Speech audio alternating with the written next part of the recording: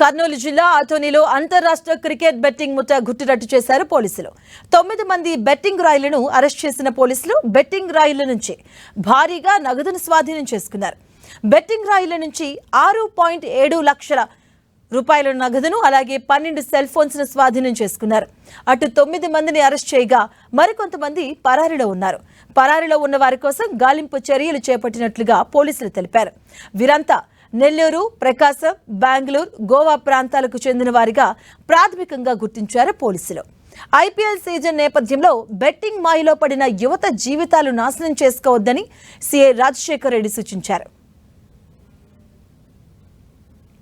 IPL cricket betting నిర్వహిస్తున్నటువంటి కొంతమంది అలాగే ఆడుతున్నటువంటి వారిని మనం అరెస్ట్ చేయడం జరిగింది. 6,72,000 రూపాయల అమౌంట్ కూడా సీజ్ చేయడం జరిగింది. అలాగే 12 సెల్ ఫోన్లు కూడా సీజ్ చేశాం. అదేవిధంగా ఈ బెట్టింగ్లకు పాల్పడినట్లయితే లేదా బెట్టింగ్లు నిర్వహిస్తే లేదా సమాచారం ఎవరైనా ఇచ్చినట్లయితే మేము వాళ్ళపైన ఖచ్చితంగా చర్య తీసుకోవడం